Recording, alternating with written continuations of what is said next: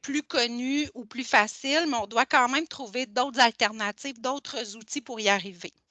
Donc, et puis, souvent, ces outils-là sont moins maîtrisés, en tout cas dans la plupart des cas au niveau des municipalités. Donc, les crédits carbone sont un levier financier qui vont nous permettre d'atteindre la conservation des milieux naturels, et d'où la formation et le webinaire d'aujourd'hui. Donc, j'en profite avant de céder la parole à mes collègues d'aujourd'hui pour vous inviter, les MRC, les municipalités, les administrations, les élus, au prochain rendez-vous des Montagnes Vertes le 15 mai prochain à Magog, qui est organisé également par Corridor Appalachien. Ça sera une occasion d'échange et de réflexion pour, encore là, nous aider à mettre en œuvre la protection des milieux naturels. Donc, si vous n'avez pas reçu l'inscription, je vous invite à contacter Corridor Appalachen pour recevoir le formulaire d'inscription. Donc, je vous salue. Merci beaucoup encore d'être là. Puis, je cède la parole à Dany pour la suite de la présentation.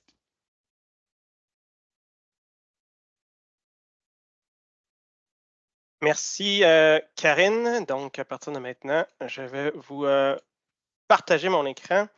Je vous remercie pour l'invitation. Puis en fait, d'où est venue l'idée de l'invitation, c'est qu'on a réalisé que beaucoup d'intervenants du monde municipal avaient des questions par rapport au crédit carbone, puis plus spécifiquement par rapport au projet Pivot.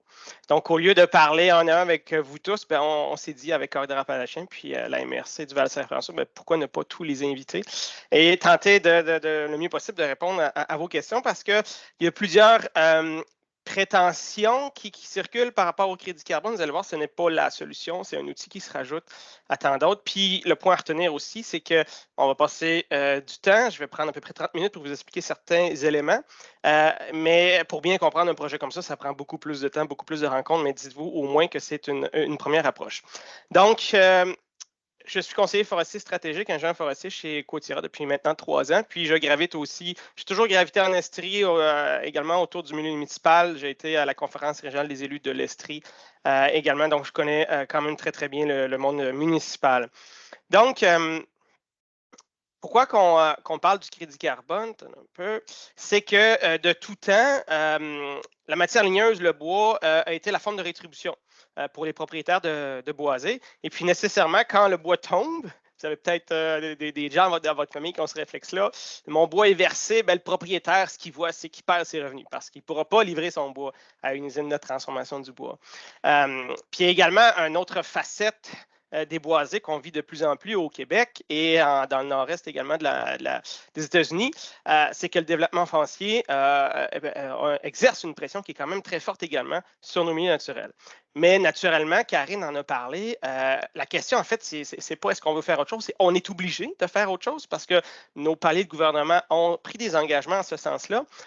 Puis également, l'enjeu de plus en plus qui circule, ben, comment on peut faire ça, mais tout en permettant à un propriétaire de rester propriétaire.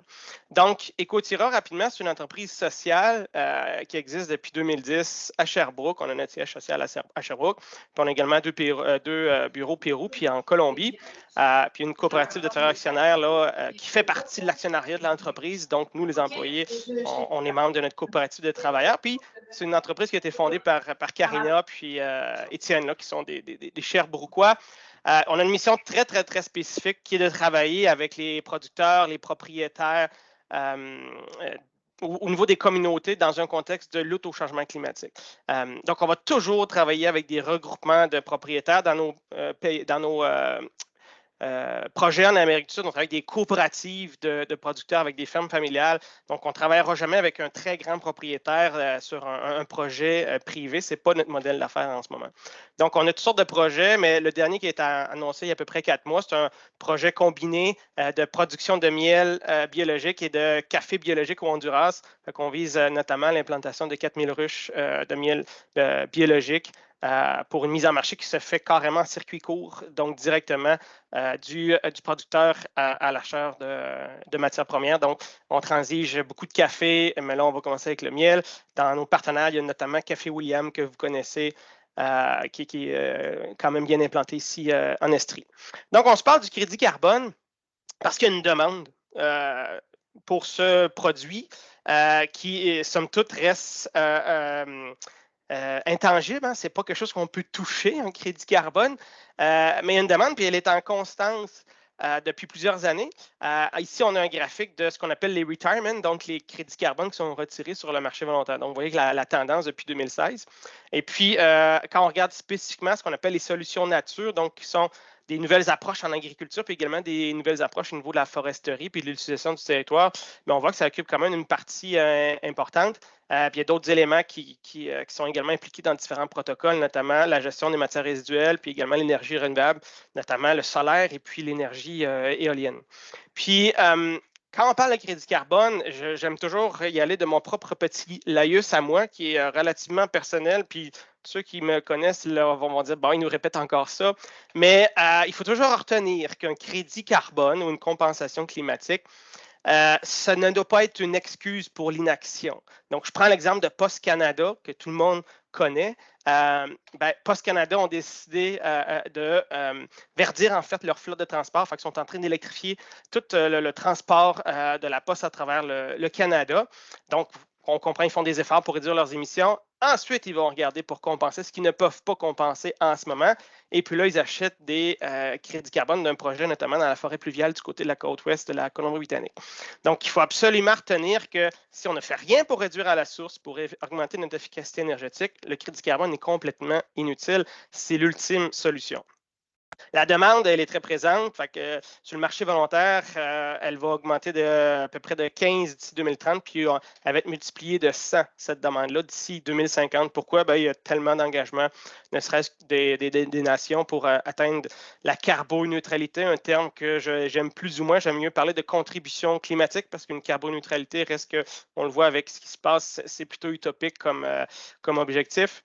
Et puis, nécessairement, un crédit carbone, ça ne peut pas être n'importe quoi. Fait qu'il y a 4 indicateurs, 4 éléments qui sont importants quand on regarde les crédits carbone. Il faut qu'ils soient réels et mesurables. Donc, il faut qu'on puisse aller sur le terrain, constater qu'il y a vraiment eu un changement, puis il faut qu'on puisse le mesurer. Donc, il ne faut pas que ce soit des chiffres à la volée ou que ce soit juste du qualitatif. Ça prend de la mesure. Il faut que ce soit vérifiable. Quand on parle de vérifiable, ça prend de la science derrière ça. Donc, il faut absolument qu'il y ait des protocoles scientifiques qui viennent justifier, qui viennent appuyer les protocoles, puis il faut qu'ils soient vérifiés par une tierce partie. Donc, c'est la même approche que dans, exemple, la certification biologique. Ça prend un auditeur externe qui vient valider la méthodologie, qui vient valider le projet, qui vient valider les vérifications. Donc, il y a toujours un externe qui est dans le décor dans un projet de crédit carbone. Ça prend également un élément de permanence. Donc, en fait, je vous dirais qu'au niveau forestier, on regarde plus pour travailler le plus possible avec une non-réversibilité. Donc, on veut le plus possible que les actions qu'on a sur le terrain ne soient pas réversibles, donc qu'ils disparaissent. Par exemple, un feu de forêt ou un développement immobilier, par exemple. Et il faut qu'il soit additionnel. Donc, ça, vous allez m'entendre le dire beaucoup. Additionnel ne vient pas de l'addition au primaire. Additionnel vient vraiment d'un geste qu'on a fait et puis qui a amené un élément additionnel positif par rapport au climat. Donc, une autre façon de l'exprimer, c'est de se dire, est-ce que, en l'absence de mon projet, l'action aurait eu lieu quand même? Donc, si oui, on a un problème. Ce n'est pas additionnel. Mais si on peut démontrer que sans le projet, sans l'incitatif financier, il se serait passé autre chose, le cours normal des choses, là, on démontre qu'il y a une additionnalité. Il y a 2 types de crédits. Là, vous allez voir, on tombe dans le plus technique, mais ça va être à peu près les 2 seules diapositives les plus compliquées. Il y a le crédit ex ante, ça se place très bien dans une discussion sur ex ante. Puis il y a le crédit ex post. Le crédit ex ante, souvenez-vous en fait que c'est une promesse future. Donc, on a souvent l'exemple d'un projet de crédit carbone qui se développe. On vend des crédits carbone, notamment, exemple, des arbres pour compenser, exemple, un événement qui a eu lieu. Les gens payent, puis ensuite, le promoteur du projet va planter ses arbres. Puis là, on attend 70 ans. Là, vous allez me dire, oui, mais pourquoi on attend 70 ans? En fait, c'est qu'un crédit ex ante, c'est une séquestration future qui est calculée sur la durée de vie d'un projet de 70 ans qu'on ramène à l'an zéro. Donc, l'exemple le plus probant que j'aime utiliser, c'est la dernière campagne provinciale au Québec où 3 parties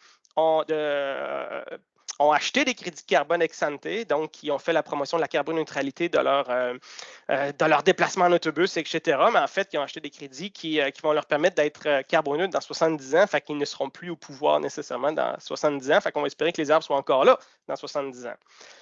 Le crédit ex-post est relativement différent. En partant, tous les crédits ex-post fonctionnent avec un standard, donc avec des vérificateurs externes qui doivent approuver la méthodologie. Donc, on ne peut pas s'inventer une méthodologie dans notre sous-sol.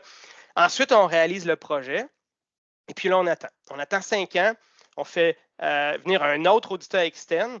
On retourne sur le terrain, il vérifie complètement la méthodologie, puis c'est lui qui informe le standard que oui, tel projet, on peut émettre sans crédit. Puis là, une fois que les crédits sont émis sur un registre, bien là, on peut les vendre.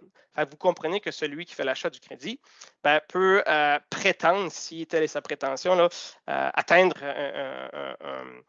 un niveau de carboneutralité parce qu'au moins, on réfère à une séquestration qui a eu lieu. Donc, un geste additionnel qui a eu lieu dans le passé. Donc, c'est vraiment antérieur comme action et non pas une promesse future. Puis le crédit ex-post, comme c'est une vérification qui se fait de façon périodique, il y a des revenus de crédit carbone qui sont possibles pour le propriétaire. Donc, crédit ex-ante, crédit ex-post. Autre élément, c'est pas simple. On a le crédit sur le marché réglementé et le crédit sur le marché volontaire. Donc, au Québec, on a un système qu'on appelle le SPEED, qui est le système de plafonnement et d'émission des droits et d'échange, donc qui est géré par le gouvernement du Québec, ce qu'on appelle souvent la bourse du carbone, qu'on a en partenariat avec l'État de la Californie. Donc, à ce moment-là, on parle d'unité d'émission, de droits de pollution là, que les gens utilisent souvent, puis de crédit compensatoire.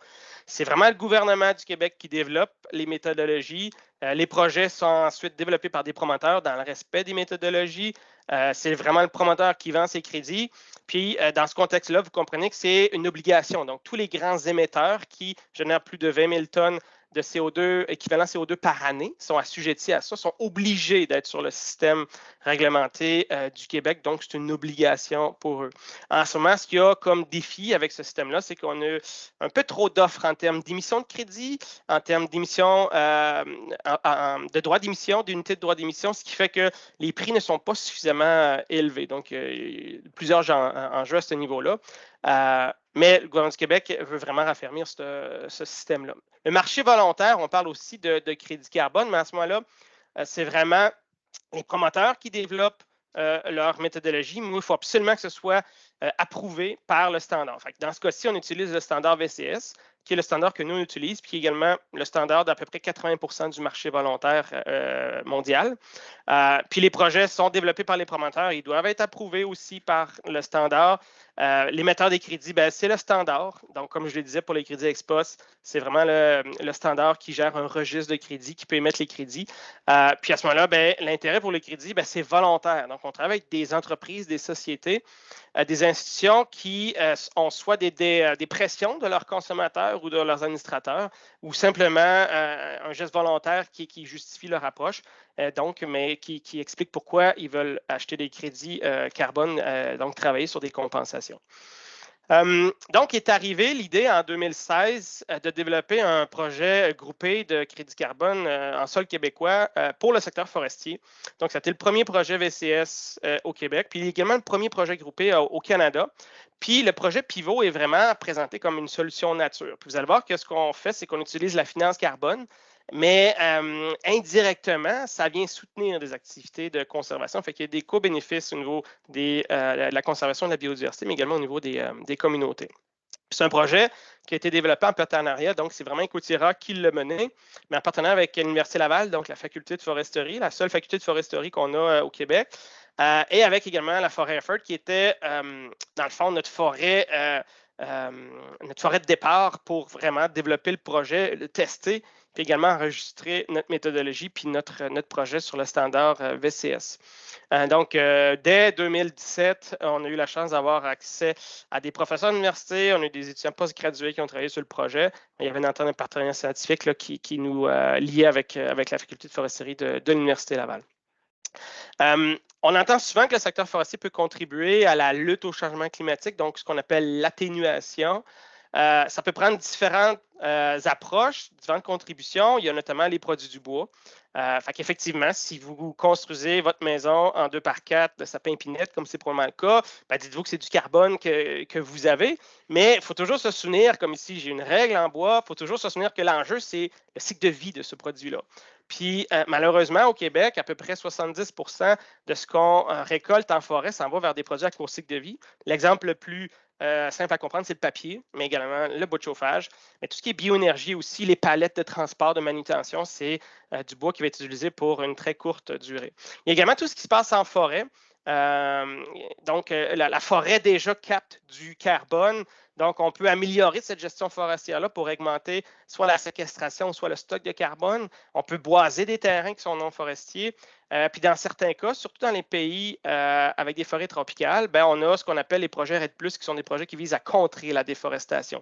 Donc là où on a de la déforestation à très grande échelle, par exemple le brûlis pour l'agriculture au Brésil ou au Pérou, ben là, c'est des projets où on vise à protéger ces immenses forêts-là. Ça n'existe pas dans les juridictions je vous dirais, de pays plus développés, donc notamment en Occident, parce qu'on a des législations, on a des lois qui nous encadrent tout ce qu'on peut faire au niveau des boisés, fait que ce ne serait pas justifié d'avoir des projets comme ça. Puis ça prend aussi des projets qui ont beaucoup de superficie, beaucoup d'hectares pour être capable d'amortir ces coûts de développement-là. Donc, au Québec, malheureusement, exemple, si on regarde ce qui se passe à l'échelle provinciale pour le développement domiciliaire ou industriel, ben, c'est triste à dire, mais il n'y a pas assez de superficie qui générait assez de crédit carbone pour développer un projet qui serait viable. Ceci étant dit, c'est dans le contexte du marché actuel, mais ça ne veut pas dire que d'ici quelques années, le marché du crédit carbone ne justifiera pas de tels projets. Puis on a également ce qui se passe avec les produits qui sont d'origine fossile, donc qui utilisent du pétrole et du gaz pour leur fabrication ou leur constitution.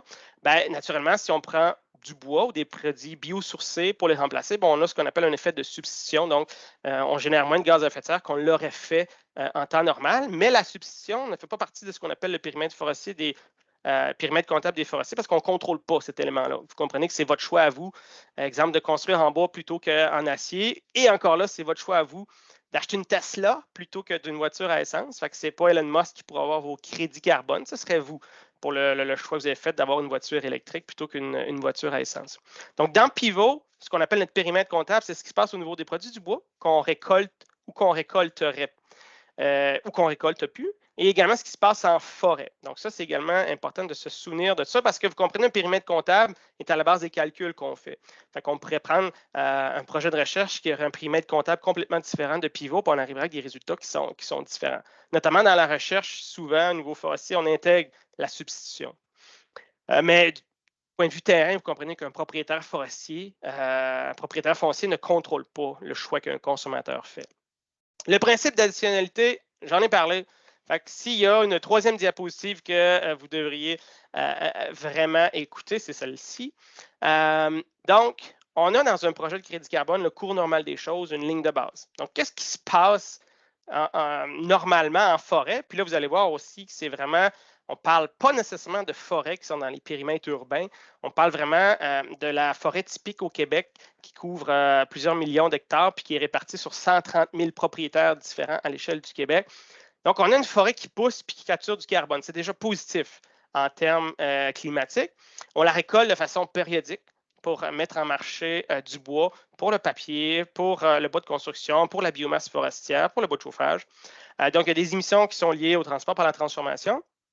Mais il y a également des émissions qui sont liées au cycle de vie. Donc, oui, le carbone est stocké pendant certains laps de temps, mais tôt ou tard, il se retrouve à être retourné dans l'atmosphère. Puis, plus souvent qu'autrement, au Québec, il se retrouve dans les lieux d'enfouissement technique où il se transforme en méthane, puis c'est encore plus dommageable au niveau climatique. Et donc, le cours normal des choses nous amène à la réalité que le propriétaire forestier, il va chercher ses revenus du bois qu'il met en marché. Fait que ça, c'est ce qui se passe en temps normal dans les forêts qu'on peut intégrer dans Pivot. Mais comme on parle d'un projet de crédit carbone, mais ça prend absolument un changement d'intention. Donc, on a encore la forêt qui pousse, qui capture du carbone, mais on intervient moins souvent. Fait que soit on n'intervient plus du tout, ou on prend l'obligation, l'engagement, donc de la conserver pour un très long laps de temps, ou soit on intervient 2 fois moins souvent, ce qui fait qu'on augmente notre stock de carbone en forêt parce que les arbres deviennent plus gros, il y a plus de bois mort. Donc, oui, le bois mort, ça devient des émissions, mais dans plusieurs dizaines d'années, puis une partie du carbone du bois mort est transloquée dans le sol. Donc, quand nos arbres deviennent plus gros, bien, ils sont beaucoup plus lents à se décomposer. Puis également, bien, il y a des émissions qui sont liées à nos matériaux, dont on a parlé tantôt, qui sont éviter. Donc, en évitant de mettre ce bois-là en marché, ben, on génère moins d'émissions de CO2. Et c'est vraiment cette différence-là qui devient le crédit carbone. La différence entre mon cours normal des choses et ma nouvelle ligne de projet où je décide d'intervenir moins souvent. Puis dans le cadre de la présentation d'aujourd'hui, ce qu'il faut se souvenir, c'est vraiment que si on n'a pas cette réalité-là d'un boisé où il y aurait eu de la récolte forestière de façon périodique, où il y a un historique, mais ce type de forêt-là, s'il n'y a rien de ça, ben, ne serait pas éligible dans Pivot parce que tous nos calculs, toute la ligne de base est faite sur un aménagement forestier périodique. Ça, je vais y revenir. Donc, dans Pivot, en fait, il y a 3 activités. Il y a celle du boisement, mais ça, je n'en parlerai pas pour différentes raisons politiques et scientifiques. On ne pousse pas l'approche de boisement dans le cadre du projet Pivot. Je vais plutôt mettre l'emphase sur les 2 autres activités qui sont liées à la gestion forestière améliorée. Donc, d'une part, on a l'aménagement forestier passif, donc la mise en conservation, donc où on décide de ne plus intervenir dans une forêt, mais également l'approche de dire, bon, venir à chaque 15 ans, parce que typiquement, un propriétaire forestier va faire des coupes à peu près à chaque 15 ans dans son boisé. Ben, au lieu de venir à chaque 15 ans, on va venir à chaque 30 ans. Puis, donc, c'est ce qu'on appelle la gestion forestière améliorée. Dans notre jargon, c'est l'Improved Forest Management. Donc, dans le jargon des projets de crédit carbone. Fait que ça, vous allez peut-être entendre ça. Ah oui, c'est des projets IFM, donc c'est de la gestion forestière améliorée. Puis également, l'intérêt, c'est que dans le contexte de l'allongement des cycles de récolte, ben, on peut aussi modifier nos pratiques forestières parce que ce qu'on voit, c'est que si on continue à faire la même chose qu'on fait en forêt en ce moment, ben, nos forêts déjà sont plus ou moins adaptées par rapport au réchauffement qu'on vit déjà. Il faut absolument faire des changements. Ça se fait au niveau de la sélection des tiges, au niveau de la sélection des espèces qu'on veut garder, au niveau des espèces qu'on va planter en sous-couvert. Donc, tout ça pour dire que l'allongement, cette activité-là dans Pivot, permet aussi de modifier nos pratiques qui vont venir également, en plus d'avoir un gain parce qu'on va espacer nos récoltes, bien, il va y avoir cette approche-là de modifier les pratiques forestières, va également augmenter le stock de carbone. Donc, on passe d'une forêt qui est aménagée à une forêt où on garde le stock de carbone, on l'augmente, puis on diminue nos émissions. Ce qui fait que ben, moins on intervient, ben, plus c'est bénéfique au niveau de plusieurs espèces qui sont à risque, notamment au sud du Québec. Donc, vraiment des impacts tangibles au niveau de la conservation de la biodiversité. Puis on parle de projets groupés parce que typiquement, une propriété forestière au Québec a 40 hectares. Fait qu'il y en a qui ont 10 hectares, il y en a qui en ont 40, il y en a qui en ont 1000, mais la moyenne très bébête au Québec, c'est 40 hectares. Mais un propriétaire tout seul de son côté n'aurait pas pu développer un projet de crédit carbone sur son 40 hectares. Fait qu'on n'a pas le choix, il faut absolument se regrouper. Pour être capable d'avoir ce qu'on appelle des instances qui sont des regroupements de propriétés qui soient viables, parce qu'il y a des coûts techniques qui sont associés au projet de crédit carbone, il faut nécessairement suivre ça.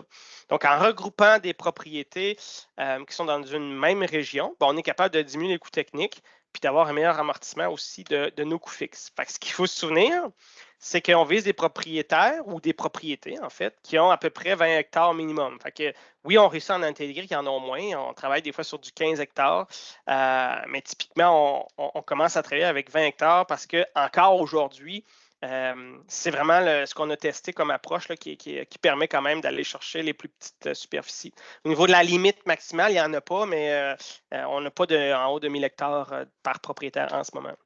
Puis on travaille donc à avoir des instances, des regroupements qui ont à peu près 150 hectares. Fait qu'on est capable, si on a juste un propriétaire, d'avoir un exemple, un 110 hectares là, dans une instance, mais plusieurs propriétaires, à ce moment-là, ça nous prend au moins un 150 hectares. Là.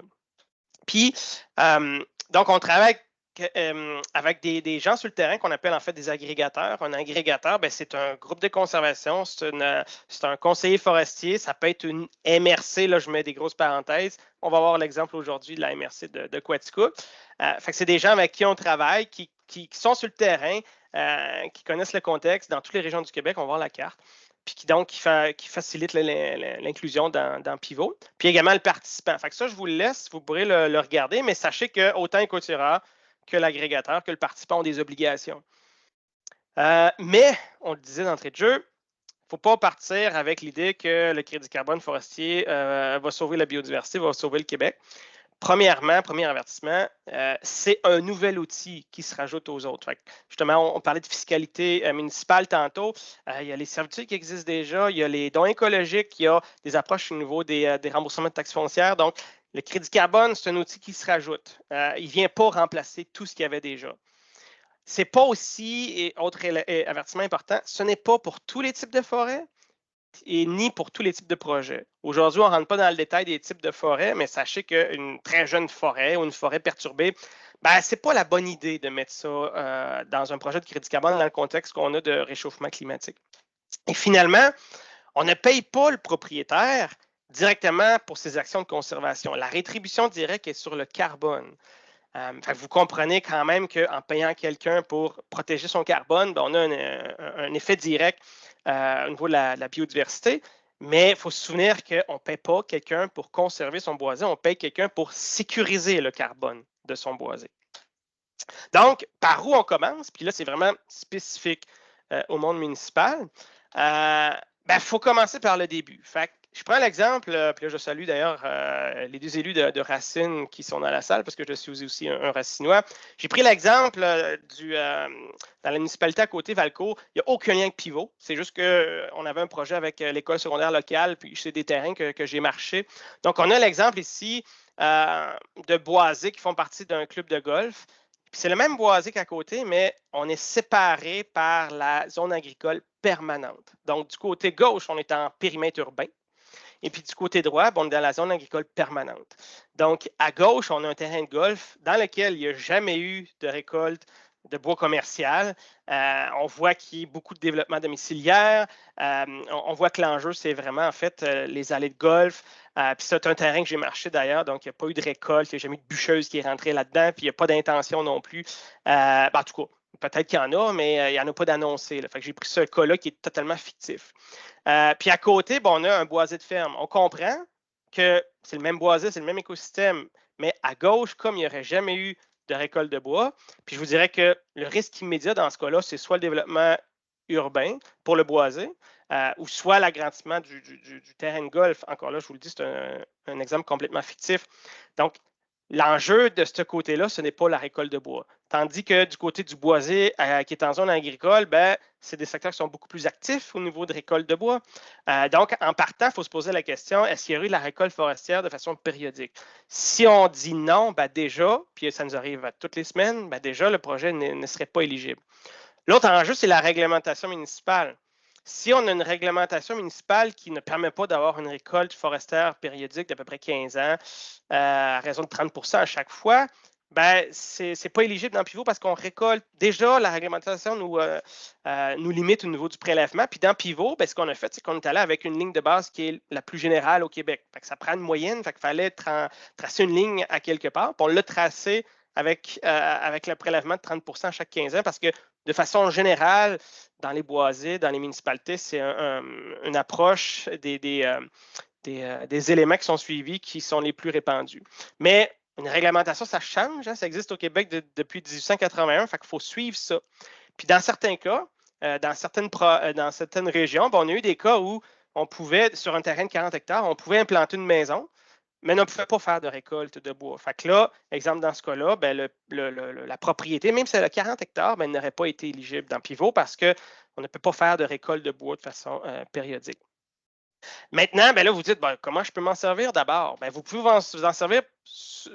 Moi, je vois deux options, puis des options, en fait, qu'on vit déjà sur le terrain dans plusieurs régions au Québec. Le crédit carbone pour les propriétés qui sont éligibles, pour les boisés qui sont éligibles, ça peut contribuer au montage financier d'acquisition. Et l'autre élément, c'est que ça peut être un incitatif pour modifier des pratiques dans un contexte de mise en œuvre. Puis là, vous allez voir des planifications régionales. Il y en a plein qui pourraient être utilisées pour Pivot. Si on parle d'acquisition, il faut s'assurer de nous en parler avant. Donc, si, exemple, une municipalité, un groupe de conservation, un propriétaire veut acheter une propriété pour la mettre dans Pivot, c'est son montage financier. Ça, on le voit de plus en plus d'ailleurs. Les institutions financières ont commencé à travailler avec nous pour mieux comprendre le crédit carbone. Si c'est votre projet, il faut absolument nous en parler avant de faire l'acquisition. Puis là, avec vous, on va s'assurer que c'est éligible. Donc, par exemple, dans ce cas-là, c'est une propriété qui était à vendre cet hiver, on voit qu'il y a récolte de bois qui était possible parce qu'il y avait déjà un contrat de récolte d'arbres, tout ça. Même si c'est écrit par le vendeur immobilier, il faut toujours aller valider avec la réglementation municipale parce que si déjà la réglementation municipale ne le permet pas, c'est déjà bien en soi par rapport à la biodiversité, mais vous comprenez que dans Pivot, ben, ça apporterait des limites. Il faut s'assurer de l'additionnalité aussi. Donc, est-ce que sans Pivot, il y aurait déjà eu moins de récoltes de bois? Ben, si oui, exemple, si la propriété n'a jamais été récoltée depuis 100 ans, ben, vous comprenez que la mettre dans Pivot, ça ne va rien changer au bilan du CO2 dans l'atmosphère. Donc, on va aussi regarder l'historique d'aménagement. Puis, dernier point, surtout avec les groupes de conservation, mais on le vit de plus en plus avec les municipalités, c'est la justification financière. Est-ce que la propriété est éligible, c'est additionnel à l'historique d'aménagement? Oui. Mais est-ce que vous avez déjà tous les fonds pour réaliser ce projet-là? En d'autres termes, est-ce que l'argent de Pivot change quelque chose ou pas? Si la réponse c'est non, on aurait pu l'acheter demain matin sans Pivot, bien encore là, ce ne serait pas éligible parce qu'il faut vraiment que l'incitatif financier de Pivot ait été le changement à la base là, du projet. Là. Et nécessairement, si on parle d'une propriété qui aurait pu être déboisée à des fins de développement, par exemple, dans des lots isolés à la campagne, ben oui, ou même en périphérie d'un périmètre urbain, oui, à ce moment-là, de dire qu'on a évité la perte du couvert forestier, c'est un co-bénéfice, mais il faut toujours s'assurer en amont que la récolte forestière a été permise, qu'il y avait un historique, mais si on a beaucoup de projets, là, qu'on a des coûts-bénéfices de ce type-là. Donc, en périmètre urbain, c'est un peu plus complexe d'y aller avec le crédit carbone. Autre façon de l'utiliser, ben, c'est de s'en servir comme un outil additionnel pour la mise en œuvre de toutes les planifications régionales qui sont sous le fardeau des municipalités depuis plusieurs années. Donc, le cas, là, je vais avec les acronymes, là, mais non, je suis peut-être mieux pour ceux qui sont moins habitués. Donc, le plan régional des milieux humides et hydriques, PRMHH, donc vous pouvez, pour certaines zones qui ont été ciblées, qui sont à plus haute valeur par rapport aux éléments naturels ou aux éléments hydrologiques, bien, vous pouvez vous dire, on va approcher les propriétaires ou des groupes de conservation ou des conseillers forestiers concernant ces propriétés-là, puis les amener à peut-être envisager d'autres choses. Puis là, le crédit carbone peut être l'incitatif financier. Même chose pour toutes les planifications de corridors écologiques.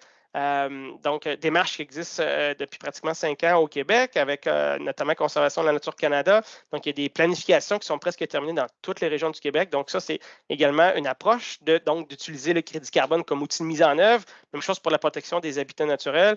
Les fameuses AMCE, donc, qui sont les autres mesures de conservation efficaces, donc au statut qui vont varier si on parle du gouvernement fédéral, du gouvernement provincial. Donc, il y a beaucoup d'approches en ce sens-là, beaucoup de discussions.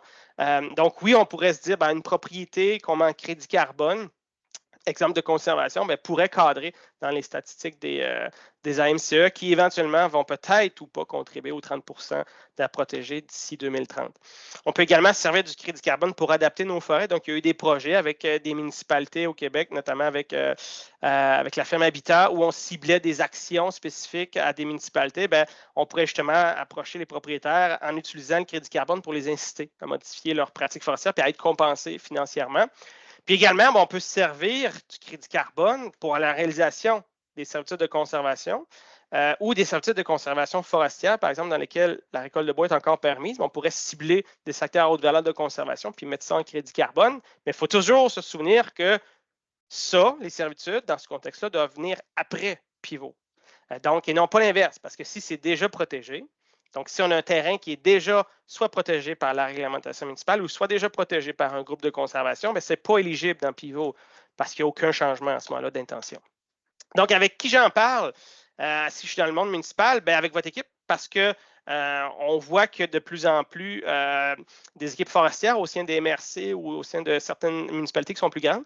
Fait que déjà, peut-être qu'une MRC municipalité pourrait avoir le statut d'agrégateur, mais c'est toujours plus facile de commencer à travailler avec les partenaires dans le projet qui sont dans votre région. Fait qu'on en a dans presque toutes les régions du Québec. En fait, toutes les régions du Québec sont desservies par un ou plusieurs agrégateurs. Donc, au 1er janvier, là, les chiffres ne sont pas à jour, mais en fait, on est rendu à 22 agrégateurs au Québec, puis 5 000 hectares déjà d'intégrer dans le projet forestier Pivot.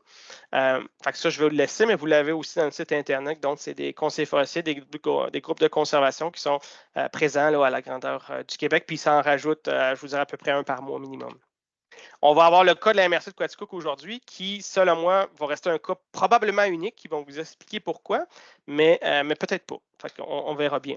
Donc, à retenir aujourd'hui par rapport au projet forestier pivot, parce qu'il y a plein de choses qu'on n'a pas eu le temps de discuter, c'est qu'il n'y aura jamais d'inclusion dans pivot s'il n'y a pas d'additionnalité réelle. Donc, s'il n'y a pas un changement réel d'intention, on ne peut pas intégrer ça. Le projet va amener un portfolio qui va être diversifié de profils de propriétaires, mais aussi de forêts.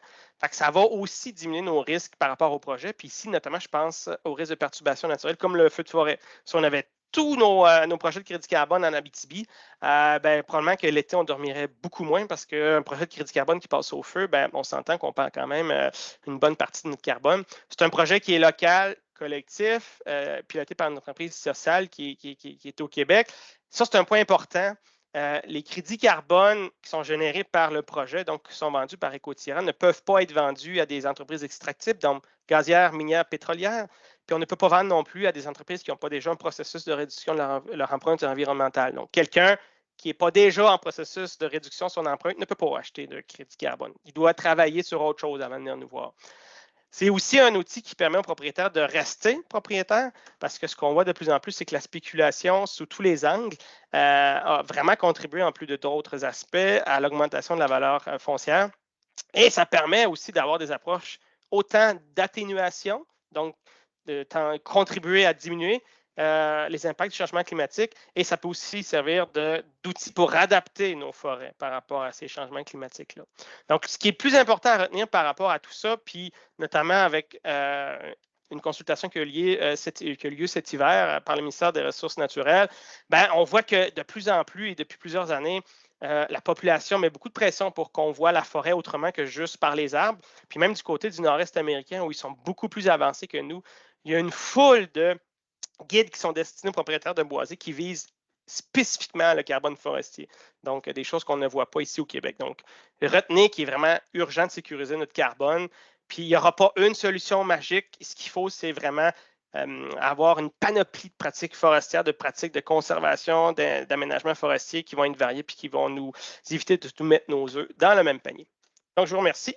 Je passe la parole à Gabriel. Super. Merci, Dani. Je vais vous partager mon écran moi aussi. Une petite seconde. Ici. Oups.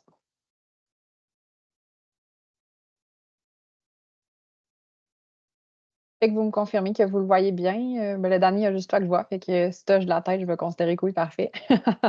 Excellent. Fait que, allô, moi, c'est Gabrielle Letard-Dupré. Je suis chargée de projet en environnement à la MRC de Coaticook. Puis, comme Dani vous l'a dit, dans le fond, là, nous, on est agrégateur du projet Pivot depuis avril 2022. Puis, comme il me le fait tout le temps remarquer, on a une situation particulière qui, pour moi, est une situation normale, visiblement, parce que c'est ma MRC, mais qui est peut-être différente là, de ce que vous vivez dans vos régions. Fait que je vais commencer par le contexte, dans le fond. Oups. On va y arriver. Voilà, le contexte de la MRC de Coaticook. Dans le fond, là, pour ceux qui ne le savent pas, parce que j'ai su que vous veniez d'un petit peu partout, la MRC de Coaticook, on est en Estrie, au sud de Sherbrooke, là, fait qu'à côté sur les États-Unis. On est une MRC qui est reconnue pour être un milieu agricole très dynamique, là, fait qui appartient majoritairement à des producteurs agricoles. Voilà. Qu'est-ce que je voulais vous dire d'autre? Oui, c'est ça. On est une MRC qui a 12 municipalités rurales. Puis là, dans le fond, la carte que je vous affiche, c'est les terres forestières là, qui sont présentes sur le territoire parce que dans l'imaginaire collectif, à Coaticook, on n'a que des terres agricoles partout. Mais on est aussi un territoire forestier quand même dominé par beaucoup de forêts. Fait qu'il y a des peuplements à potentiel acéricole, là, comme vous voyez sur la carte en couleur sirop d'érable, comme dirait mon collègue, ou en vert foncé, là, qui sont des forêts qui n'ont pas de potentiel acéricole. Puis les chiffres qu'on a fait ressortir récemment, qui me font toujours sourire, c'est qu'on a l'impression que les producteurs agricoles, par exemple, dans ma région, possèdent 100 du territoire, alors que dans la vraie vie, dans le fond, les producteurs agricoles, ils possèdent, il y a 34 du territoire qui est exploité de façon agricole, fait qu'on s'entend qu'il appartient à des producteurs agricoles, mais il y a quand même un 23 de milieux naturels qui appartiennent à ces mêmes producteurs agricoles, mais un 40 des boisés, des milieux naturels puis des milieux humides qui appartiennent à d'autres gens que des producteurs agricoles. Fait que ça présente quand même beaucoup d'opportunités. Si je continue, C'est une carte tirée de notre PRMHH, justement, notre outil régional. Là, on est quand même aussi un territoire assez humide, fait qu'on est un territoire de rivière, comme dirait ma collègue. Puis je porte votre attention en particulier là, sur l'axe Dixville, Coaticook, Compton, Waterville, qui regroupe 80 de notre population, puis la majeure partie de notre activité économique. Fait que ça présente quand même beaucoup d'enjeux, mais par rapport à la carte précédente, dans le fond, dans cette section-là, évidemment, on est plus agricole, puis on a moins de territoire forestier.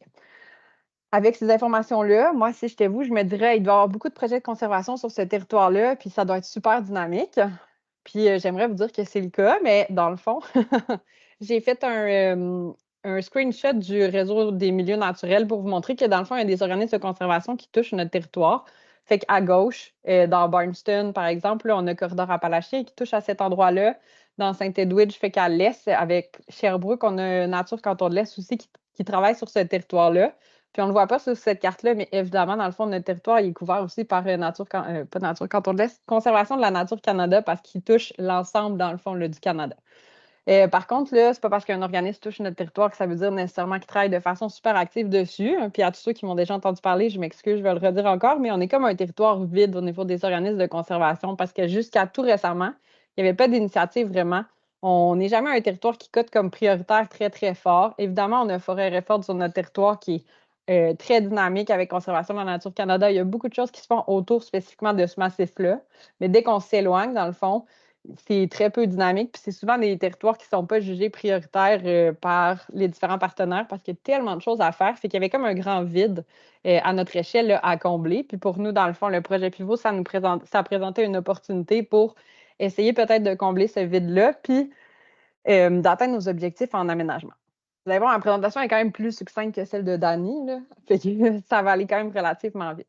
Fait que c'est ça. Dans le fond, depuis avril 2022, là, la MRC a le rôle d'agrégateur. Fait que comme disait Dani tantôt, qu'est-ce que ça veut dire? Ça veut dire que c'est nous qui fait la promotion puis le démarchage sur le territoire. C'est nous qui va voir les propriétaires puis on essaie de voir optimiser le processus. Fait qu'on fait les choix avec les propriétaires puis on les conseille pour voir en fonction de leur réalité puis de leurs besoins, qu'est-ce que ça peut donner. C'est nous qui va faire les inventaires sur le terrain. Là, je ne vous l'ai pas dit au début, mais dans le fond, moi, je suis biologiste de formation, puis j'ai un collègue qui est technicien forestier, fait qu'il y a quand même cette expertise-là à l'interne qui nous permet de faire ça. Puis on ne vient pas dédoubler du travail qui se fait déjà ailleurs sur le terrain parce que ce n'était pas quelque chose qui était offert. Puis il n'y avait pas de conseillers forestiers qui ont levé la main à la base. Sinon, on aurait passé notre tour, ça aurait peut-être été plus simple, mais on avait quand même envie là, que ça se développe sur notre territoire parce qu'on pense quand même qu'on a un territoire qui est dynamique, il y a plein d'opportunités de conservation, mais que par faute de joueurs puis de financement peut-être aussi là, dans le passé, bien, on n'était pas de faire lever des projets. On a aussi pris la décision, dans le fond, en tant qu'agrégateur, mais en tant que promoteur de projet, de faciliter l'accès aux projets pour les producteurs, les propriétaires, pardon.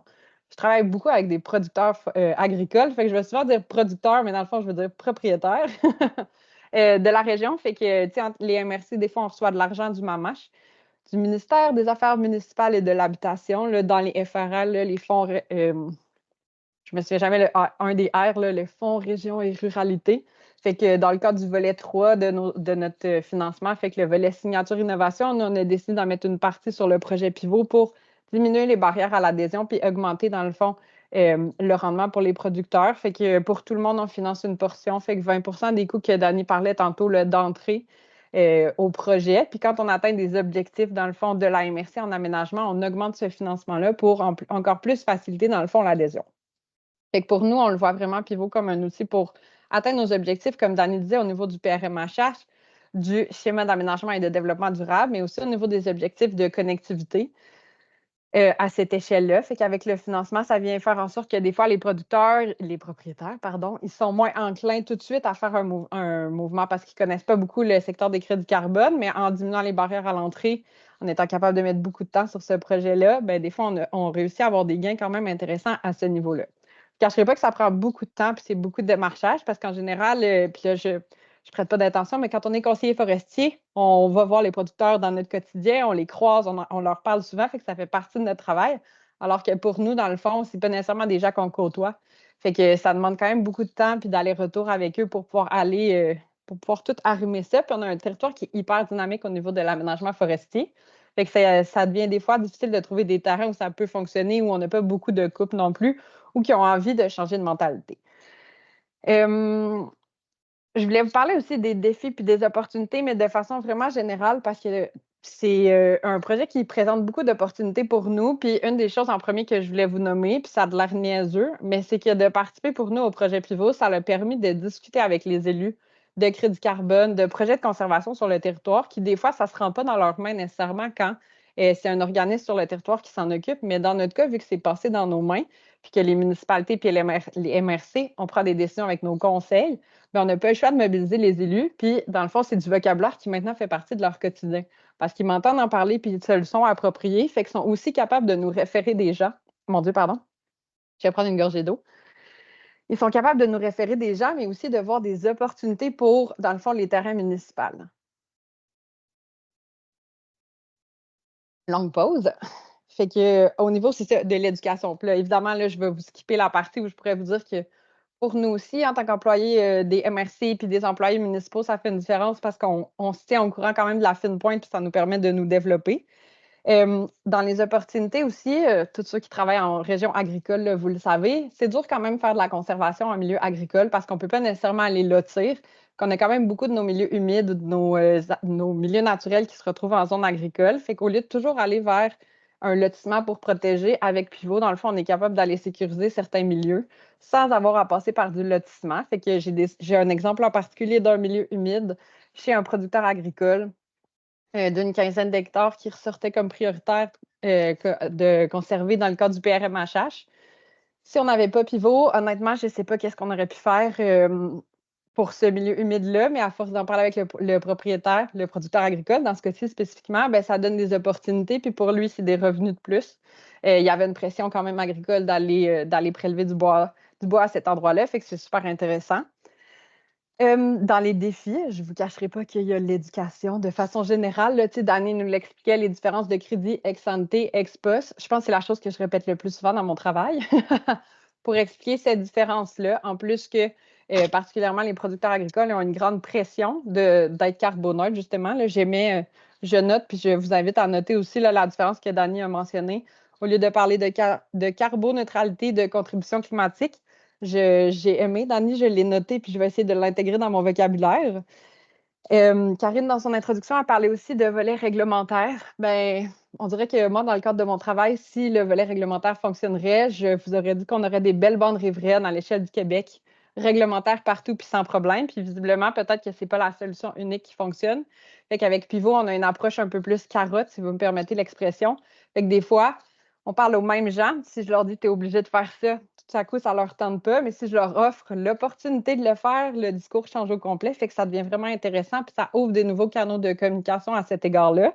Puis dans notre cas spécifiquement, une région où on a très peu de projets de conservation, ben, on est en train de regarder pour faire des servitudes de conservation chez certains producteurs. Parce qu'à force d'en discuter, ben, le pivot, ça les intéresse. Puis on le sait qu'une fois qu'on va avoir bouclé pivot, on va pouvoir se retourner vers une servitude de conservation parce qu'ils aimeraient ça voir à la conservation à très long terme. La dernière chose il me reste deux choses à vous dire. Dans les défis, dans le sud du Québec, pour moi, c'est l'exploitation acéricole qui n'est pas compatible. Puis là, Dani puis moi, on en a parlé souvent. Mais le fait qu'il y a beaucoup de potentiel acéricole dans le sud du Québec, il y a quand même une pression pour les producteurs agricoles d'être rentables. C'est quelque chose qu'ils veulent exploiter. Puis vu que ça se joint pas bien, là, ça vit pas bien ensemble, la sériculture puis le projet Pivot, ça pose quand même des enjeux parce que la plupart des vieilles forêts, par exemple, sur mon territoire, puis sur beaucoup de vos territoires aussi, les très belles vieilles forêts de feuillus qu'on veut voir garder, ce sont aussi des forêts avec un fort potentiel acéricole. Fait que là, on est un peu pris dans un conflit d'usage où les propriétaires veulent maximiser leurs revenus potentiels, puis la sériculture, c'est le rêve de beaucoup. Fait que là, comment on allie ça? À part avec beaucoup de discussions et d'échanges, je n'ai pas trouvé de solution, mais si vous en trouvez, vous me la partagerez.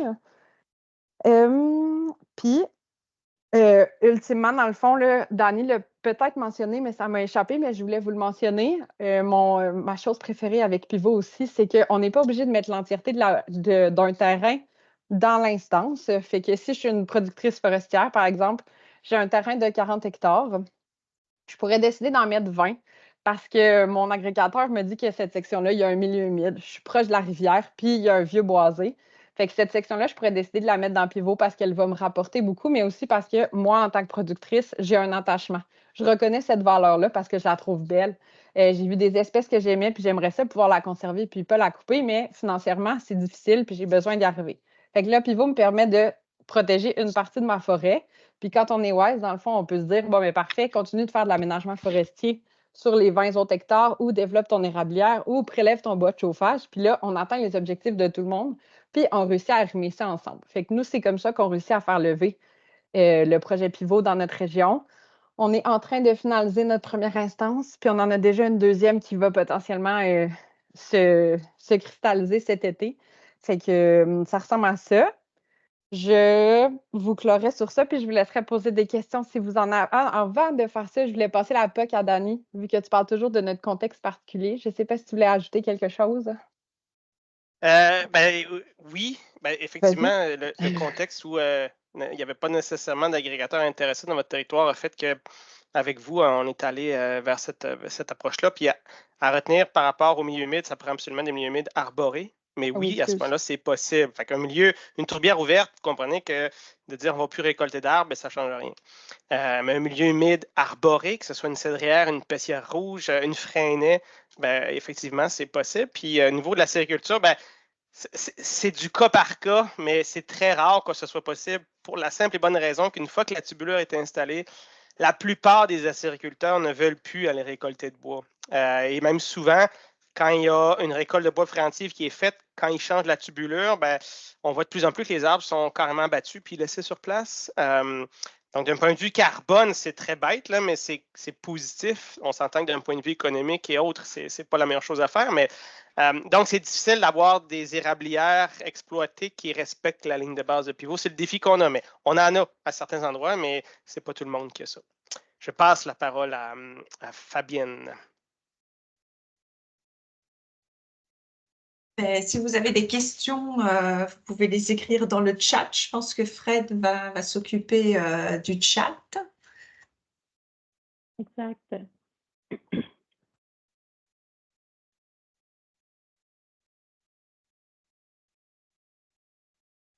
Monsieur Drolet, vous avez une question. Ma question pour la dame de Quaticook, hyper intéressant parce qu'on avait un beau volet théorique avec M. Sonnet, puis avec vous, on voit en pratique comment ça va.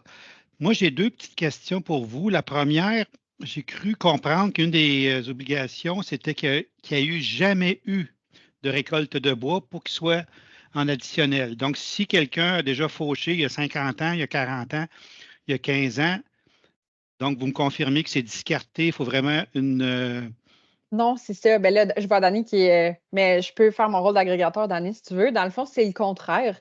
Pour qu'il y ait une additionnalité, il faut qu'il y ait eu une récolte de bois par le passé parce qu'on veut un changement d'intention ou d'action vers le futur. Fait que si ça n'a jamais été récolté, on pourrait s'attendre à ce que ça le soit encore jamais. Et donc, on n'aurait pas de gain de venir, le mettre en conservation, par exemple. Fait que c'est le contraire. Mais sinon, vous aviez bien compris. Bon, j'avais 50 des chances, mes Exact. notes, j'ai mal pris, mais merci de confirmer. Le deuxième, ça, c'est la question qui tue. Pour le promoteur, pour le producteur forestier, le fait de participer à Pivot au lieu de, exemple, couper 30 de sa récolte en 15 ans, il en coupe juste 15 entre guillemets, le revenu qu'il n'a pas eu à cause qu'il a pris moins de bois, Pivot, à quel point, je ne m'attends pas que c'est 100 mais à quel point est-ce qu'il peut aller chercher un certain apport financier en participant à Pivot? En fait, on est rendu à 7 000 hectares d'analyser, puis soit intégrés ou en voie d'être intégrés. En fait, ce qu'il faut, c'est que quand on fait les simulations forestières et financières, il faut que ça rapporte autant, mais en fait, il faut que ça rapporte plus que le bois. Parce que il faut comprendre que le crédit carbone, c'est complètement nouveau. Fait que si on lui propose quelque chose qui rapporterait moins que le bois, et ça va être tout de suite une réponse négative. Là. Puis les simulations qu'on fait, on les fait dans un contexte hyper conservateur où la valeur du crédit carbone est en dessous de ce que nous, on a comme vente. Fait que ça nous sécurise aussi au niveau des attentes futures. Mais typiquement, exemple, je vais vous donner des chiffres. Là, un propriétaire de boisé qui ferait sa coupe partielle à chaque 15 ans va avoir des revenus nets entre 50 et 60 $ par hectare par année si on l'amortit sur 15 ans. Donc, Pivot, avec à peu près avec la moyenne de 7 crédits qu'on a par hectare par année, ben, on est à peu près à des revenus nets de 90-100 $ par hectare par année sur 15 ans. Là. Puis ça, c'est avec une valeur du crédit qui est flat, qui est maintenue, là, tandis qu'on sait que le crédit augmente. Là. Puis je rajouterais juste par rapport à ce que Gabriel a dit, là, oui, ça prend un historique, mais ça en prend aussi des intentions de récolte. Fait que si le propriétaire avait rien dans le collimateur d'ici 5, 10, 15 ans avec son plan d'aménagement forestier, puis que non, ce ne serait pas possible. Je cède la parole.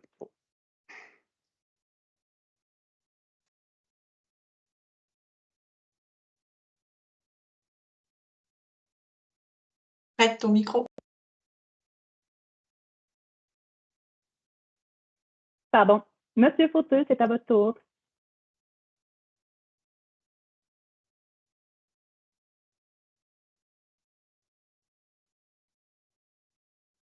Monsieur Mario Fauteux. Fauteux. Parfait. Bon, on va passer à Monsieur Mario Côté.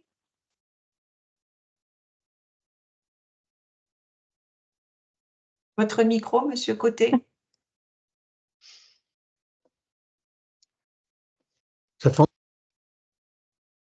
Est-ce que ça fonctionne?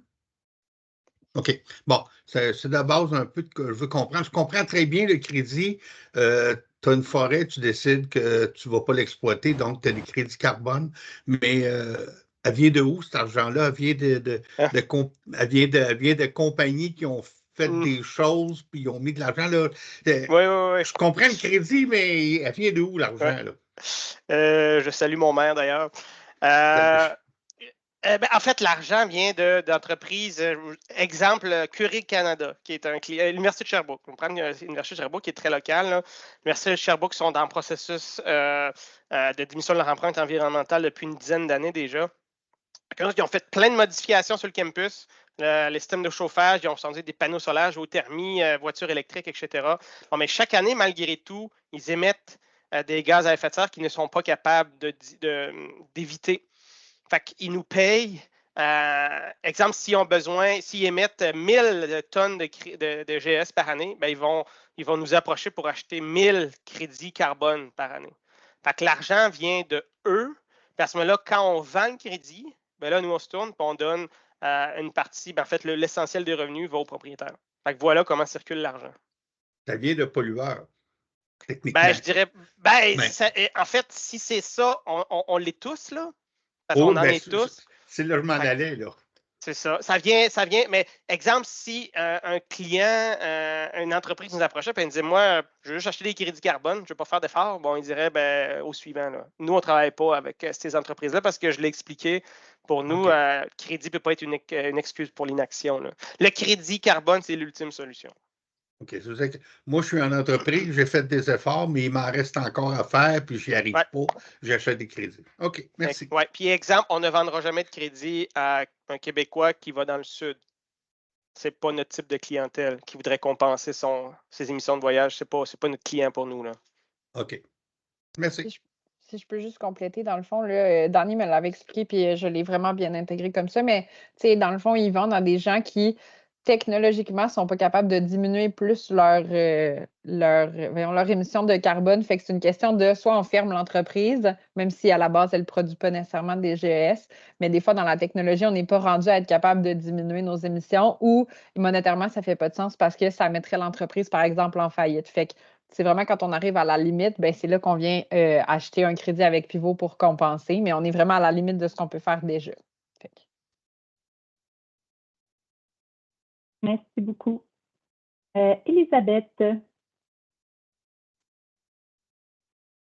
Oui, bonjour. C'est bon, on m'entend? Oui? Oui. OK, super. Oui, j'essaie de comprendre comment ça fonctionne vraiment concrètement. Fait que, en fait, là, avec Quaticook, je comprends que c'est vous comme le facilitateur. Mais là, après, une fois que le producteur forestier embarque dans le projet, y a-t-il des coûts, mettons, pour l'évaluation? Y a-t-il un potentiel de crédit de carbone pour lui? Là, après, y a-t-il un cahier de charge? C'est qui valide les suivis de tout ça? Y a-t-il une entente? S'il brise l'entente, y a-t-il des pénalités. Voilà, tout ça que je me pose comme Wow! question. C'est ça. Fait que là, vous comprenez qu'on ne pouvait pas aller dans le détail pour tout ça. Puis ça prend plusieurs rencontres pour se Ouais. comprendre parce que c'est très complexe, mais je vais quand même essayer rapidement. En fait, une fois que l'activité est implantée, il y a nécessairement un monitoring annuel. Fait que quand il n'y a pas de vérification, il y a un monitoring annuel qui est fait. C'est l'agrégateur qui fait ça avec le propriétaire, puis il est payé pour ça. L'agrégateur est payé pour ça. Ensuite, à chaque 3 ans, il y a des inventaires forestiers qui sont faits sur le terrain parce que notre modèle, nous, c'est qu'on émet des crédits à chaque 3 ans. Fait qu'à chaque 3 ans, on retourne en forêt faire les inventaires forestiers. C'est le conseiller forestier, le groupe de conservation, la MRC, donc l'agrégateur qui réalise ça. Oui, il y a différents documents qui sont assignés, mais exemple, un propriétaire pour qui on fait des analyses de... mettons, la MRC trouve un propriétaire, on prend le cas de la MRC de Quaticook, là, ben, il nous contacte, puis on valide l'additionnalité, l'éligibilité avec lui, dans ce cas-là, Gabriel. Puis, toutes les analyses qu'on fait, ben, le risque est quand même entier, là, dans le sens que si on voit que c'est pas intéressant, ben, ça arrête là. On dit au propriétaire, ben, continue ta récolte de bois, c'est mieux pour différentes raisons, puis même des fois, c'est mieux pour le climat. Donc, il n'y a pas d'engagement, le propriétaire, à venir juste voir les possibilités, puis les revenus potentiels aussi. Puis, c'est sûr qu'il y a des barrières à l'entrée, fait qu'en partant, il y a des frais d'entrée. Les frais d'entrée, une fois qu'il a signé sa convention de participation, c'est là qu'il les paye à Ecotierra. Mais c'est vraiment à la toute fin du processus. Mais déjà, juste les frais d'entrée font que il y a bien des propriétaires que ça ne les intéresse pas parce que ça prend quand même une vision qui est à plus long terme. Fait qu'on fait déjà un filtre. Puis c'est aussi un engagement à très long terme. On parle d'un engagement sur 80 ans. Fait que c'est sûr, on s'entend. Le rythme de propriété au Québec, c'est à peu près 20 ans en moyenne. Fait que quand le propriétaire vend, un peu comme je voyais je le montrais sur ma diapositive, il faut qu'il explique qu'il y a une entente pour le crédit carbone sur sa propriété, mais l'entente doit être signée à nouveau parce que l'entente n'est pas liée au foncier. C'est une entente qui est issue du droit personnel et elle lie les parties. Fait qu'il faut qu'on signe avec le nouveau propriétaire. Fait que si on fait notre travail comme il faut au niveau de la commercialisation, ça va être une évidence. Puis même ce qu'on voit, c'est qu'il y a un intérêt. Il va y avoir un intérêt, puis on le vit, il y a déjà eu 3 propriétés de vendues là, qui sont dans Pivot, mais il y a un intérêt pour acheter des propriétés qui sont déjà intégrées dans Pivot. Là. Fait que, mais c'est sûr qu'on pourrait reprendre du temps spécifiquement pour vos questions. Là. OK. Puis, juste une dernière question, Gabriel. Est-ce que vous, c'est la MRC de Quaticook, est-ce que vous payez le frais d'entrée justement avec le financement signature? Est-ce que ça rentre dedans? Bien, on paye une partie. Dans le fond, là, on a fait OK. beaucoup de back and forth avec Dani pour voir parce qu'à la base, moi, j'aurais voulu qu'on le paye au complet. Mais pour éviter des fois qu'on perde notre temps pour valider, dans le fond, le sérieux de la démarche, d'avoir quand même un frais à débourser, c'est facilitant pour ça. Fait que de façon générale, on paye 25 du frais d'entrée pour tous les propriétaires de la région de Quaticook, pour les propriétés qui sont incluses par la MRC dans Pivot. Puis en fonction de nos critères de priorisation qui sont basés sur nos planifications, fait que le PRMHH, le SAD, puis d'autres choses comme ça, on vient bonifier d'un autre 25 Fait qu'on peut payer jusqu'à 50 si on a un milieu humide boisé, si on est dans un bassin un bassin versant de couvert forestier de moins de 30 là, on a tous ces critères de connectivité parce qu'on a un corridor écologique sur notre territoire qui a été identifié par CNC. Une vieille forêt identifiée au SAD. Je pense qu'il y a une espèce à statut, mais ça ne court pas les rues sur notre territoire quand même. Fait que ça n'arrive pas souvent. Puis, il y a quelques autres critères là, qu'on applique, mais moi, c'est une analyse géomatique qu'on applique. Est-ce qu'ils sont dedans? Oui, non. Puis là, c'est là qu'on discrimine à ce niveau-là. Puis nous, on vient aussi financer une partie des coûts techniques et qu'il y a une partie qui est assumée à même nos salaires à la MRC qu'on ne recharge pas nécessairement au complet aux producteurs parce qu'on peut se le permettre parce qu'on est une MRC au lieu d'être un privé ou un OBNL. Là. Fait que c'est comme ça qu'on fait ça. Puis je ne vous l'ai pas dit, là, mais vu que tu m'ouvres la porte, dans notre proposition aussi aux producteurs, dans le fond, nous, vu qu'on finance une partie puis que malheureusement, les financements provinciaux prennent tous fin un jour, dans notre proposition, on garde aussi 2 des revenus pour pouvoir alimenter ce programme-là puis continuer de ne pas le charger au complet puis de financer, dans le fond, le temps qu'on met autant en démarchage qu'en suivi. Fait que sur les revenus, Dani, je pense qu'on ne l'a pas abordé. Tu ne l'as pas abordé, hein? Non. Non, OK, c'est ça. Je ne vais pas aller dans ce détail-là. OK, bien rapidement, dans le fond, c'est ça. Les revenus sont partagés au prorata de l'instance. Effectivement, en fonction des superficies qu'on a, il y a une partie qui va à Ecotierra, le reste à l'instance. Bien, nous, la MRC, de tout ça, on reprend un petit 2 pour alimenter notre fonds puis essayer de pérenniser, dans le fond, notre initiative. Et tout ça, on l'intègre dans les analyses. Puis C'est ça, il faut que ça paye plus. Au final, ce qui reste au propriétaire, il faut que ça paye plus que ce qui lui serait resté avec le bois. Et en fait, plus. Puis Sinon, en ce ils ne sont moment, pas intéressés. dans celle qu'on a fait ensemble avec Dani, ça fonctionne. Ça fonctionne dans toutes nos instances, sinon ce C'est ne serait pas exact. intéressant pour le propriétaire. Merci, Elisabeth. Merci beaucoup. Monsieur Drolet, vous aviez une autre question? Oui, je fais du pouce sur ma collègue Elisabeth, de ma MRC favorite, au Yamaska. Donc, on parle de frais. Est-ce que c'est peut-être un average, 100 $, 1000 $, 10 000 $ par dossier? Première question, juste une idée. Peut-être que vous l'avez à peu près, juste pour avoir une idée. Puis ma deuxième question, c'est qu'en pensent les associations forestières qui nous trouvent donc méchants de protéger la forêt à Granby, puis ils disent que c'est la pire place au Québec pour exploiter parce que vous conservez le couvert en milieu agricole et tout. Fait que là, on est comme les méchants. Mais vous, quand ils voient que vous gardez davantage, est-ce que pour eux autres, c'est un gain puisque la forêt prend de la valeur? Ou j'aimerais savoir votre opinion là-dessus. Ben, là, vous me demandez mon opinion, tandis que plutôt vous me demandiez l'opinion des autres là-dessus. Là. Je vous dirais que les conseillers forestiers avec qui on travaille, il n'y a personne qui est obligé. Là. Fait que là, vous allez sur notre site web, vous allez voir déjà plein de conseillers forestiers, notamment dans votre région. Eux, ce qu'ils voient, c'est l'intérêt de ajouter un outil dans leur coffre à outils. Fait qu'au lieu d'approcher le propriétaire juste avec de la coupe de bois, avec un plan d'aménagement forestier, ils peuvent l'approcher avec une nouvelle activité, un nouveau revenu, qui est le crédit carbone. Une activité qui ne dépend pas de l'État en passant. Ce n'est pas des fonds publics qui financent ça. Fait qu'on est beaucoup moins dépendant de ce qui se passe notamment à Québec avec les programmes de mise en valeur. Il y en a dans certaines régions des régions ressources là, qui sont peut-être plus intensivistes au niveau forestier qui se disent carrément, on va payer des propriétaires pour récolter moins de bois, ce qui va peut-être avoir un effet de rareté puis augmenter le prix du bois.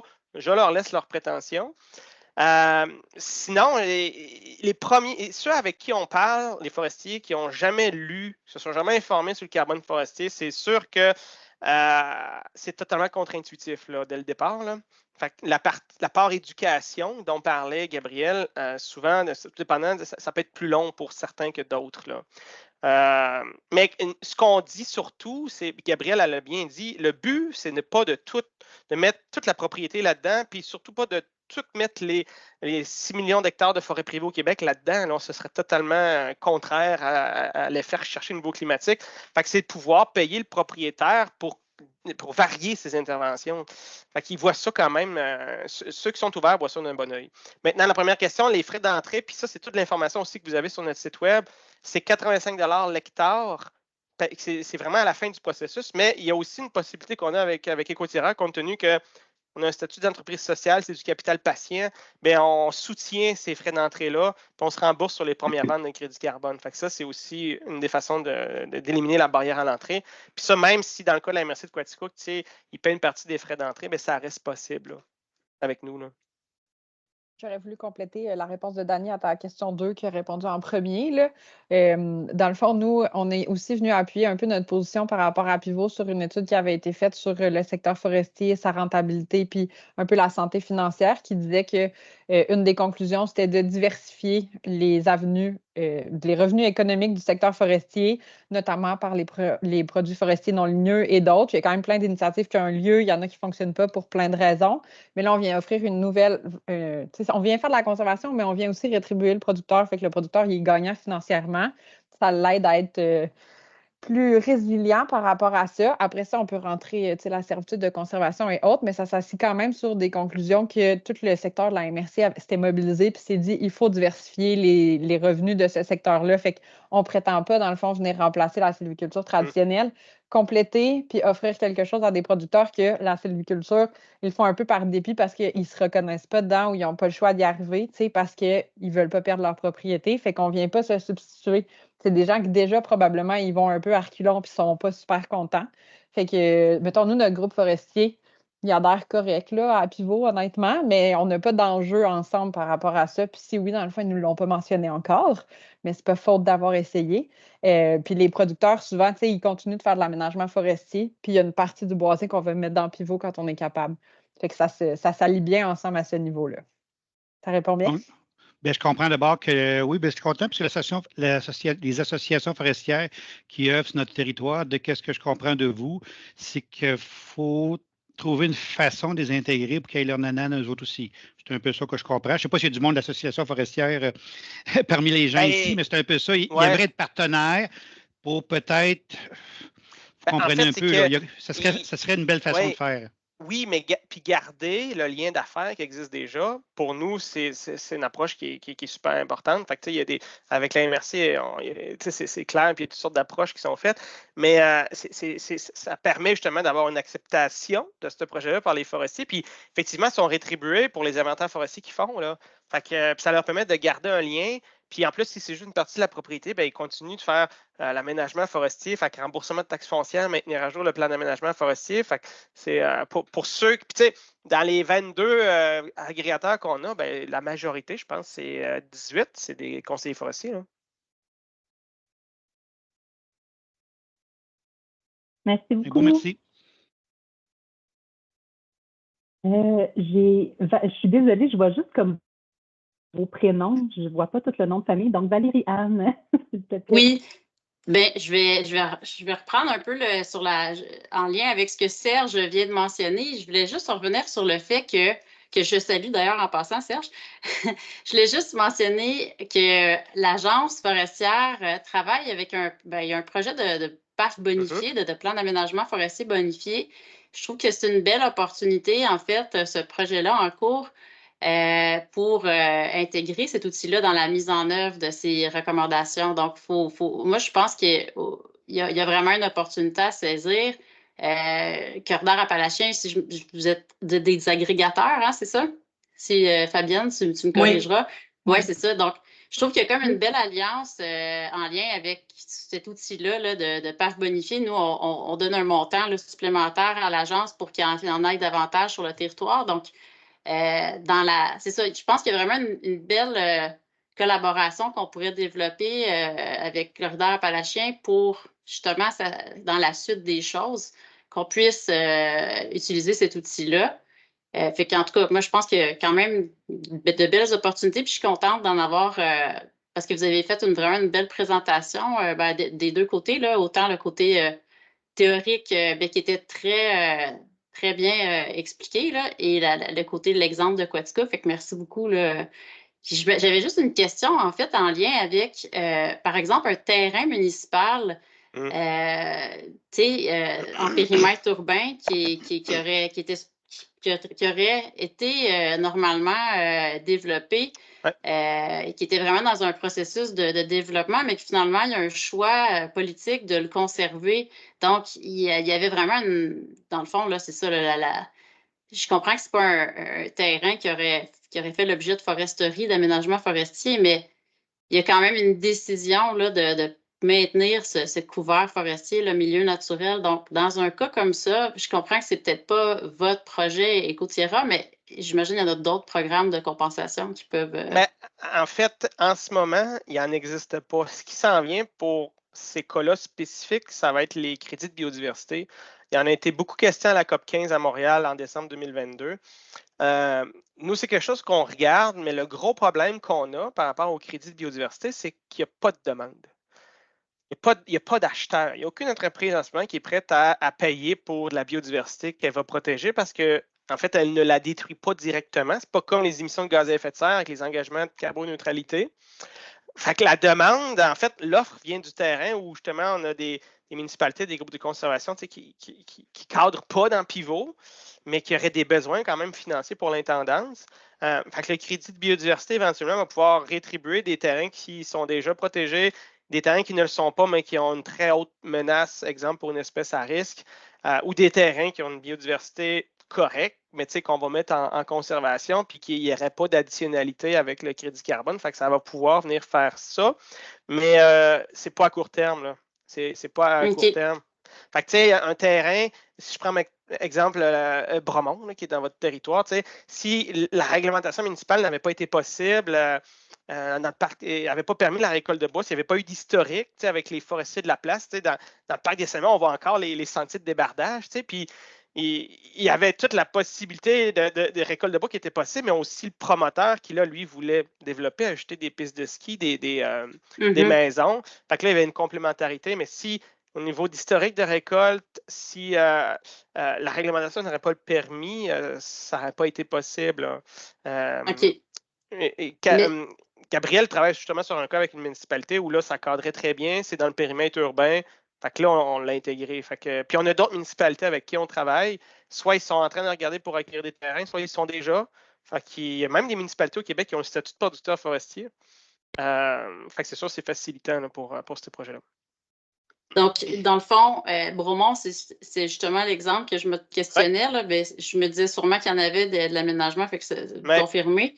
Puis, mais advenant qu'on a un milieu naturel, mais qu'en fait, il y a également une tourbière. Là, donc, tu sais, aller intervenir, ben, c'est aussi l'émission qui aurait été. Donc, qui en aurait découlé. Donc, c'est pas rien. Là, ça c'est un autre protocole. Intéressant. Oui, puis on est intéressé à ça. Donc, un protocole qui permettrait d'éviter la destruction des tourbières, qui sont le milieu humide qui stocke le plus de carbone et de méthane. Le défi, c'est de démontrer l'additionnalité. C'est beaucoup plus facile quand on est dans un contexte de développement pour des canneberges, des bleuetières ou même la mousse de tourbe, donc la tourbe horticole. En milieu urbanisé, théoriquement, c'est qu'on a quand même un règlement qui protège ça, qui est supposé, mais on l'a vu dans les articles plus tôt cette semaine que c'est vraiment pas le cas. Mais si c'est pas arboré, ben, la propriété pourrait être dans pivot, mais on exclut tous les milieux humides qui ne sont pas arborés parce que pivot, c'est vraiment la ligne de base, c'est la récolte de bois. Mais il y a beaucoup de discussions quand même concernant les tourbières. Mais le gros défi, c'est de caractériser ces tourbières-là, et réussir à comprendre quelle tourbière a plus de stock de méthane puis de CO2, puis être capable de les caractériser de façon géométrique, c'est tout un défi. Là. Parfait, merci. Merci beaucoup. Alors, on n'a plus de questions, donc on a passé notre temps de 5 minutes. Donc, je vous remercie, Gabriel et Dany, vous êtes un bon binôme en tout cas pour nous présenter tout ça. Alors, ça donne le goût d'en savoir plus et puis j'espère qu'en tout cas, ça va inspirer des MRC municipalités à fouiller la question, puis potentiellement à inviter Dany et Gabriel, voir les élus et vos administrations avec des cas concrets et puis discuter d'exemples, de faisabilité, etc. Donc, je vous remercie à tous de votre présence. Bonne fin de journée.